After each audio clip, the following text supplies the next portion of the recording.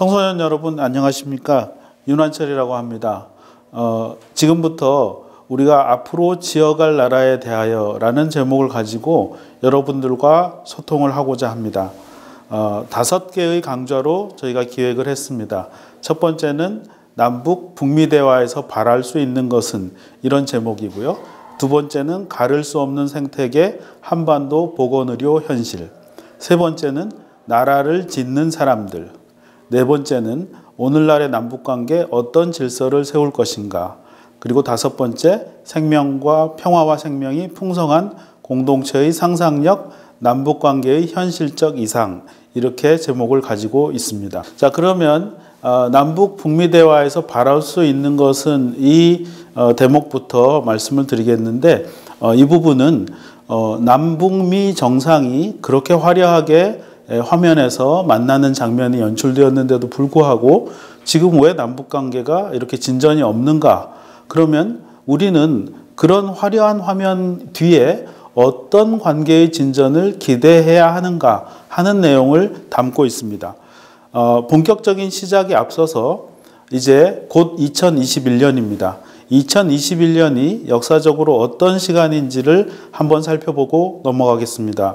2021년은 한반도에서 완전한 평화를 잃어버린 지 111년째 되는 해입니다. 그리고 38선으로 분단된 것이 45년이기 때문에 외세에 의해서 분단된 지가 76년째 되고요. 그 다음에 전쟁을 겪고 휴전선으로 분단이 됐기 때문에 그런 지 68년. 그리고 분단된 나라들의 그 외부 요인들, 큰 동서냉전이라는 큰 세력의 싸움이 있었는데 그 싸움도 89년에 끝났기 때문에 그것이 끝난 지도 32년이 흐르고 있습니다. 그리고 최초의 남북 정상회담이 2000년에 있었기 때문에 그런 지도 21년이 흐르고 있죠. 우리는 이 시간표를 늘 상기하면서 얼마나 오랫동안 이 문제를 해결하지 못하고 있는가를 생각해야 되고, 한 세대 안에 해결할 수 없다는 사실도 발견할 수 있기 때문에 앞 세대와 뒷 세대가 어떤 협력을 해야 되는지도 생각해야 될 것입니다. 지금 저는 상대적으로 여러분보다 앞 세대라고 한다면 여러분에게 어떤 부탁을 남겨줄 것인가, 이런 얘기를 하는 것이 될 것 같습니다. 자, 그러면 본격적으로 첫 번째 강좌 시작해 보도록 하겠습니다. 첫 번째 제가 드리고 싶은 말씀은 북한은 변화합니다 라는 토픽입니다. 권력이 2011년과 2012년 사이에 교체가 됐습니다. 북한은 임기가 없다시피 하죠. 그러나 수명이 있습니다. 수명이 임기입니다. 김정일 정권이 끝나고 김정은 정권으로 이어졌습니다. 김정은 위원장은 상당히 많은 파격을 보여주기 시작을 했는데요. 그 중에 하나가 부인을 공식 석상에 이렇게 데리고 다니는 것입니다. 그 전까지 북한뿐 아니라 중국이나 다른 사회주의 국가들도 그렇게 가족을 데리고 다니는 것을 표준으로 삼지 않았는데요. 이런 파격을 보여주기 시작을 했습니다. 그리고 또 하나의 특징은 김정은 위원장은 유럽에서 청소년기를 보낸 사람입니다. 그렇기 때문에 우리는 그의 생각과 기억 속에 자유로운 유럽의 공기가 들어있을 것이라고 상상할 수가 있겠습니다. 저 역시 그것을 잊지 않기를 바랬습니다. 그 유럽에서 느꼈던 자유와 인권의 보장과 윤택한 생활들을 김 위원장이 잊지 않고 북한 땅을, 자기 나라 사람들을 그런 대접해 주기를 바랬는데요. 사실 이런 모양을 바란 것은 아닙니다. 놀이공원 이런 것을 먼저 바란 것은 아닙니다. 굉장히 젊은 상태입니다. 27 혹은 26이었을 겁니다. 이럴 때 이 놀이기구는 굉장히 신나고 재미있습니다. 그런데 여러분 혹시 이 놀이기구를 할머니랑 타보신 적은 없으시죠? 왜 그럴까요? 할머니들한테는 재밌는 것이 아니라 곤욕스럽고 잘못하면 큰일 날 수 있는 위험한 것이기 때문에 그렇습니다. 이 앞에는 김정은 위원장이 있는데요. 그 안으로, 맨 안쪽으로 들어간 곳에 보시면 고모가 계십니다. 67세세요. 67세 고모가 이거 재밌으실까요? 예. 또 맨 앞에는 인민군 총참모장이 계신데 이분은 76세셨어요. 재미있을까요? 예. 유럽의 생각과 이런 것을 가지고 있고 뭔가 북한을 바꾸려는 욕망이 있을 거라 이렇게 생각할 수도 있고 덧붙여서 자연스럽게 세대가 교체되겠구나 이런 생각도 할 수가 있는 것입니다. 또 하나 스키장이죠. 예. 우리는 사실 북한이 변화해야 된다고 했을 적에 사람들이 거기 사는 사람들의 생활 형편이 나아지길 바랬지 스키를 즐기고 놀이공원을 즐기는 것을 생각하지 않았을 수가 있습니다. 그러나 북한은 이런 것들을 먼저 가지고 오는 모습을 보여주고 있었습니다. 메이크업이죠. 그런데 수많은 약소국들의 발전사를 보면요. 그 본질적 발전에 앞서서 메이크업을 먼저 하는 경우가 많습니다. 화장을 먼저 해요. 건강한 피부를 만드는 게 먼저일 것 같은데 화장을 먼저 하고 그 후에 건강한 피부를 만들더라고요. 대한민국도 그런 과거를 가지고 있습니다.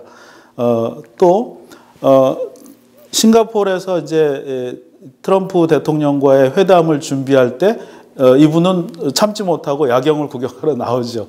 많은 사람들이 휴대폰을 가지고 김 위원장을 찍고 이분도 포즈를 취하는 모습을 보여줍니다.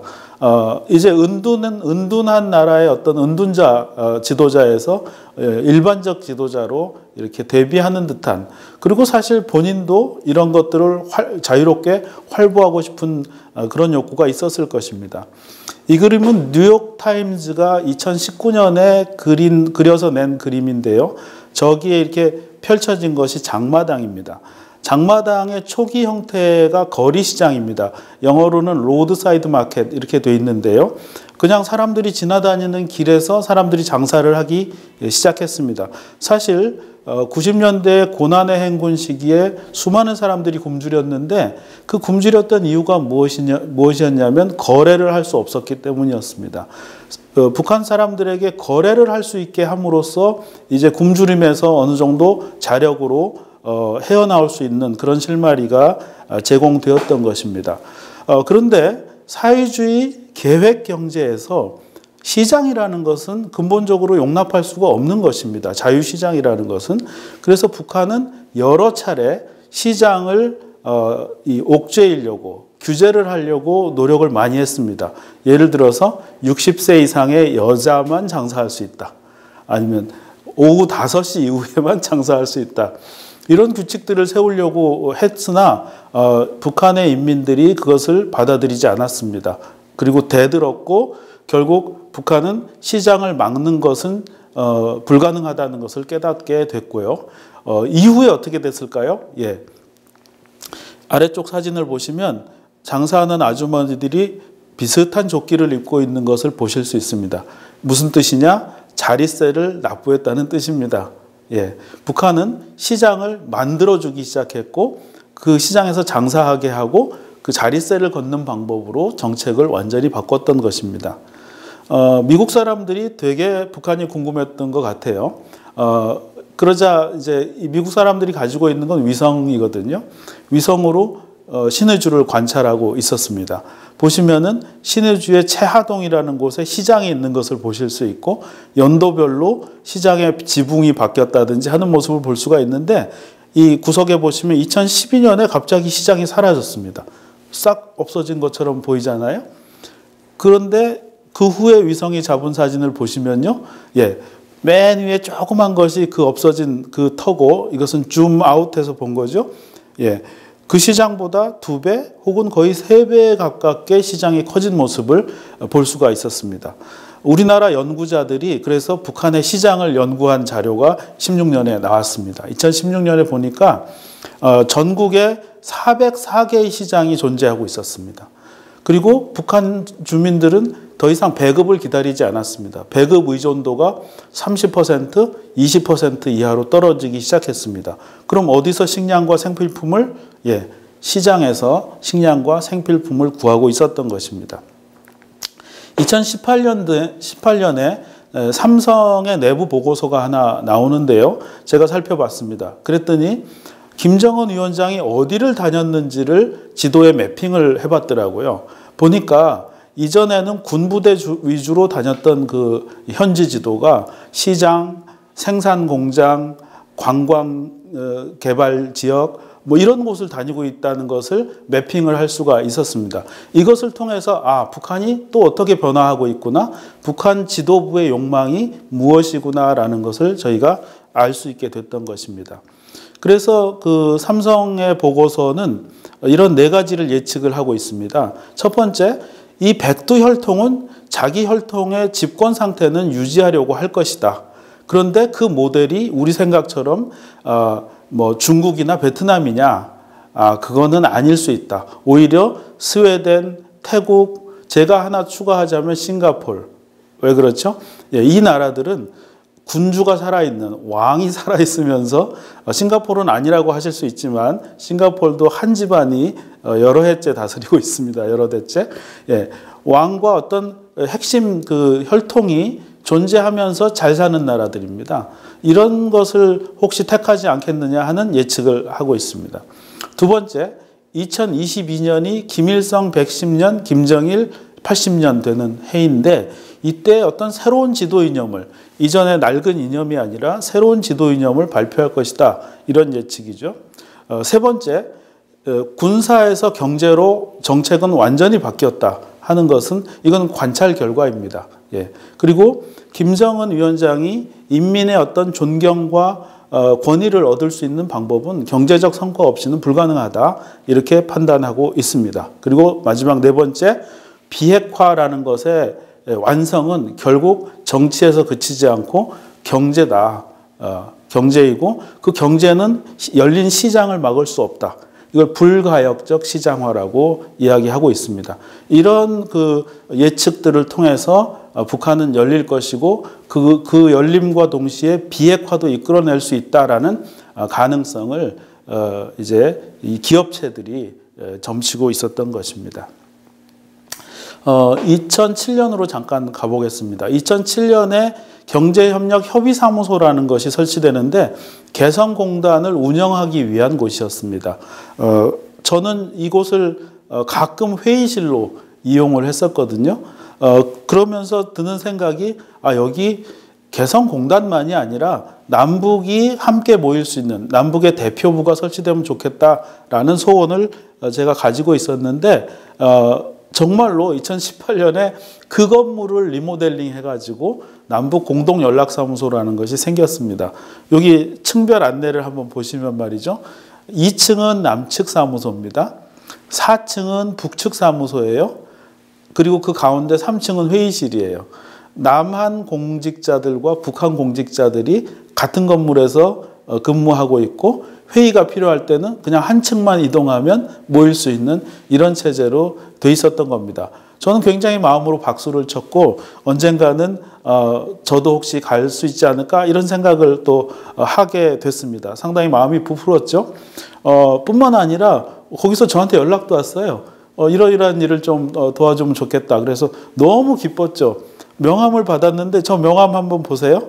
분명히 우리 공무원의 명함인데 맨 아래 주소가 황해북도 개성시 판문동 이렇게 되어 있습니다. 북한 주소를 가진 우리 공무원의 명함을 제가 받아왔던 것입니다.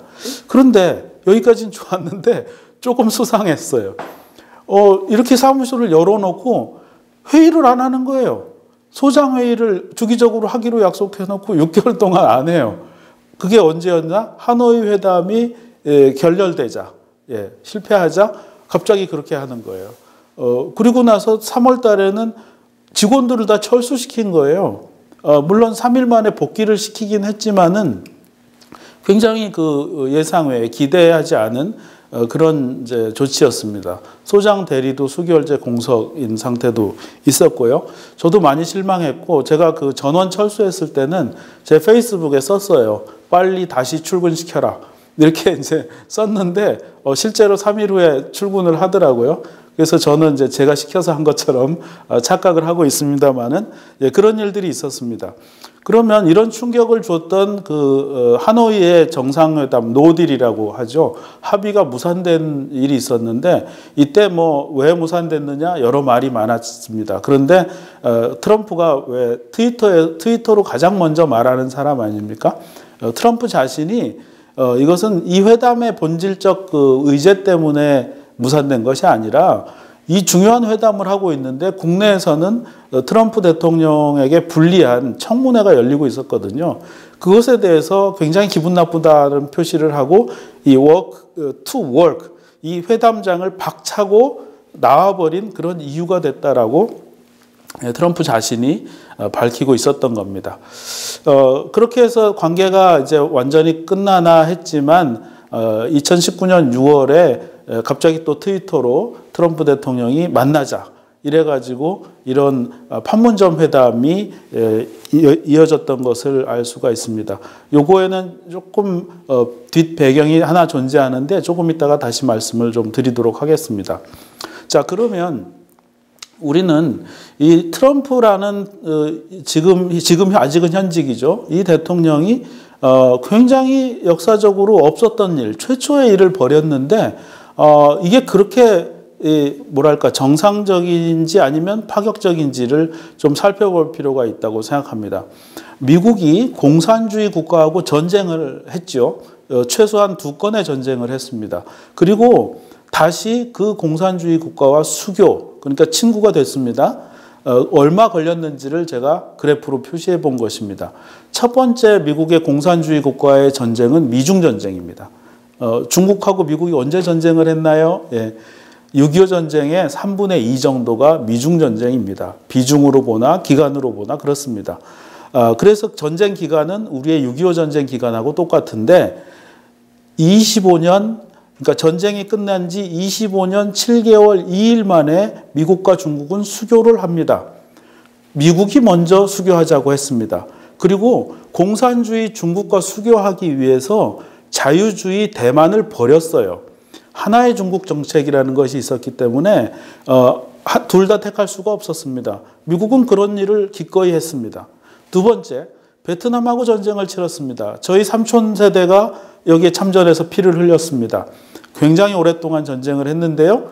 베트남 전쟁이 끝난 후 22년 6개월 9일 만에 미국과 베트남은 수교를 맺습니다. 역시 누가 먼저?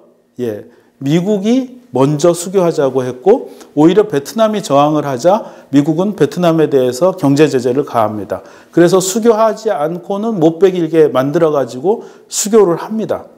자, 제가 이제 세 번째 말씀 어떤 사례를 말씀드릴까요? 북한입니다. 북한과 이 전쟁을 하고 나서 지금 오늘이 12월 1일이라고 가정을 합시다. 12월 1일 날 수교를 한다면요. 전쟁 기간을 포함해서 70년 5개월 6일, 전쟁 기간 빼고 67년 4개월 4일이 걸리는 겁니다. 미국의 역사를 보더라도 대단히 비정상적이고 대단히 이례적인 대결 상태가 지속되고 있는 것입니다. 저는 이 그래프를 계속해서 미국인들한테 보여주기 시작을 했고 약간의 열매도 보이는 것 같습니다만은 아직 성취되지 못하고 있습니다. 청소년 여러분들께서도 이런 역사적 그 빅데이터를 머리에 담아두고 계시는 것이 어떨까 생각해서 소개를 해드렸습니다. 자, 확장되지 못한 남북관계라고 타이틀을 잡았습니다. 왜 이런 타이틀이 나왔냐면 아까 말씀드린 것처럼 정상 간의 관계가 많아지면 그 이하의 정치, 군사, 경제, 사회문화, 회담과 이런 회의가 늘어나게 돼 있습니다. 회담의 횟수, 남북이 얼마나 자주 만났느냐 하는 거 굉장히 중요합니다. 이전 정부까지는 만남이 거의 제로였다가 이제 문재인 정부가 갑자기 이제 집권을 하게 되죠. 하고 나서 회담 횟수는 저렇게 수직적으로 늘어났습니다. 그러면 이전의 사례를 본다면 그런 것이 늘어나면 남북 간의 다른 사람들의 상호 방문도 같이 늘어나야 되는데 이상하게 그에 상응하게 늘지 않습니다. 뿐만 아니라 교육도 마찬가지입니다. 개성공단이 그나마 교역액을 좀 유지해 줬었는데 역시 오히려 개성공단을 살리지 못하니까 교역액은 이게 더 제로로 수렴하고 있었습니다. 대북 지원도 마찬가지였습니다. 이전 정권처럼 정상 간 관계가 좋았을 때 대북 지원도 많아지고 그에 따른 교류도 발생했지만 이명박 박근혜 정권을 거치면서 거의 제로에 수렴하고 있죠. 그런데 왜 문재인 정권에서도 똑같을까요? 늘지 않을까요? 예, 이런 문제. 이거하고 또 딸려 나오는 문제가 이산가족 상봉입니다. 그 관계의 양이 채워지지 못하다 보니까 이산가족 상봉 역시 거의 제로건을 기록하고 있었던 것입니다. 그러면 우리는 묻지 않을 수 없습니다. 누구를 위한 정상회담이에요? 누구를 위한 어떤 화해고 누구를 위한 협력이에요?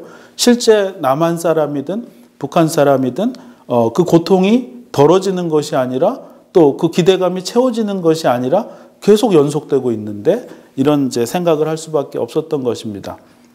그리고 나서 아까 우리가 그렇게 기대에 찼던 남북 연락사무소를 17일 날 6월 17일에 폭파하는 그런 아주 슬픈 사건이 벌어지게 되죠. 이때까지 북한의 판단을 제가 추정해 본다면 그런 것이었을 겁니다. 하노이에서도 안 되고 또 판문점에서 만났는데도 별로 바뀌는 게 없고 제재가 풀리지도 않고 이런 것들을 뭔가 책임자를 찾고 원인을 이게 지목해야 되는 이런 상황이 아니었나 싶은 거죠. 그런데 재미있는 것은요. 미국에서는 존 볼턴이라는 사람이 국가안보보좌관이 해고되는 일이 벌어지는데 이 사람이 해고되자마자 트럼프 정부에서 있었던 일을 낱낱이 써서 회고록을 집필하기 시작합니다. 트럼프는 그 회고록이 나오지 않게 하려고 굉장히 애를 썼어요. 소송을 하고. 그런데 결국 나왔습니다. 그것이 해적판이 정식 출판이 되기 전에 해적판이 출판된 것이 6월 22일입니다. 거기에 뭐가 써 있었냐면요. 예, 하노이 회담에 합의 가능성이 있었다. 이런 얘기가 써 있습니다. 그런데 그것을 나와 볼턴과 네오콘들과 그다음에 일본의 아베 총리가 합력을 해서 깨뜨렸다. 이런 얘기가 써 있는 거예요. 이게 무슨 소리냐면 북한은 이 회담이 안 되고 이런 것들에 대한 어떤 분풀이 뭐 그때 사실 그 삐라 대북 전단 문제가 있긴 했지만 그건 전부터 있었던 얘기거든요. 예, 그런 분풀이로 이런 폭파 작업을 하고 계속해서 적대 행동을 하겠다고 위협을 하고 있었는데 볼턴이 거의 자백을 하는 거죠. 이건 내가 저지른 일이야라고 자백을 하니까 이틀 후에 그러니까 이틀 후는요. 이 볼턴의 회고록이 정식 출판되는 날입니다. 6월 24일. 24일에 김정은 위원장은 모든 대남 군사 행동을 철회하겠다. 이런 메시지를 내고 이제 더 이상의 적대 행위를 중지하게 되었었습니다. 그 이후에 밥 우드워드라는 기자가 이제 분노라는 이제 제목의 책을 쓰는데요. 이 책은 트럼프와 김정은 위원장 간에 주고받은 그 편지 27장을 전부 확보해 가지고 쓴 책입니다.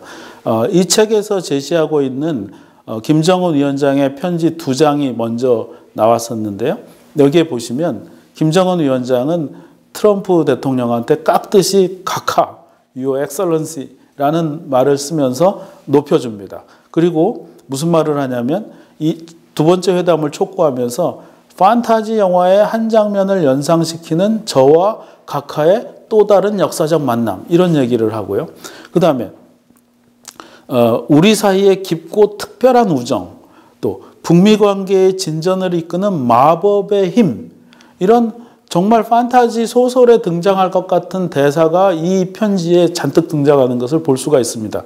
이것은 북한의 김정은 위원장이 트럼프라는 사람을 미디어형 그리고 또 굉장히 선동형 지도자로 파악을 하고 있고 그에게 딱 어울리는 찬사와 어떤 유혹적 언사를 계속 동원을 함으로써 북미 관계를 어떻게든지 발전시켜 보고자 하는 그런 의지를 엿보고 있다. 이렇게 이제 우리가 읽을 수 있는 것 같습니다. 이 두 사람의 책을 통해서 2019년에 하노이에서 노딜이 난 여러 이유를 찾아볼 수가 있겠습니다.